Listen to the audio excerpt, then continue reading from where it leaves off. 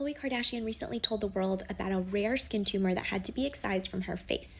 My name is Dr. Joyce Park. I am a board-certified dermatologist, and let's talk a little bit about what happened and what it could be. Khloe posted this on her Instagram stories that she had a non-healing, what she thought was a blemish on her cheek hair for 7 months. And that straight away is a red flag, guys. If you notice anything on your cheek, like a new growth, one that's evolving, one that's getting bigger or maybe bleeding a little bit, if it just pops up out of the blue and it never quite seems to heal, that is a red flag. That is something you need to go to your dermatologist and have it checked out. So in her case, she went to see dermatologist Dr. Tess Mauricio, who is a fellow Stanford Med alum, and then they got some biopsies done. Biopsies are where we numb the skin, we cut a little piece of the growth off, send it to the lab, and then they look at it under a microscope to try to make a diagnosis of what it is. In this case, it was something that needed to be immediately surgically excised.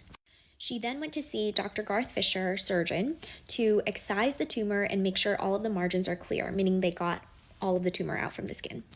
So in this exclusive interview with Dr. Tess Mauricio, Khloe's dermatologist, it notes that while Kardashian was not diagnosed with melanoma or any other form of skin cancer, Mauricio said if it was left there, it's possible. So this leads me to believe that, there's a whole host of skin growths that could start off as benign but potentially march on its way towards becoming more cancerous. So one example of these things is a dysplastic nevus. So moles kind of fall on a spectrum. You have your totally normal moles on one end, you have your melanoma skin cancer on the other end, and then you have moles that fall on the spectrum in between with varying degrees of atypia. And some of those moles, even if they start here, they tend to be okay in the beginning, they can get more and more abnormal over time and then eventually turn into a skin cancer like melanoma, and then that becomes a way bigger deal to treat. Now, Khloe does have a history of melanoma. She had a melanoma on her back that was removed when she was only 19 years old. So in someone with a history of melanoma, we are extra careful and even more vigilant. You have to do yearly skin exams with a dermatologist where we examine your skin from head all the way to your toes, and we check every inch of your skin to make sure that all of the moles look normal and that there's no other skin growths that look concerning.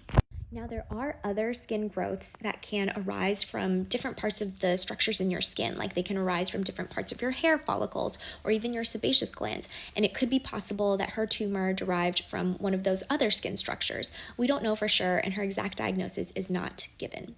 And while I agree with almost everything that Dr. Mauricio says, and I think this is a great opportunity to raise awareness about skin cancer and being vigilant about your own skin health, there is one thing she said here that I don't exactly agree with.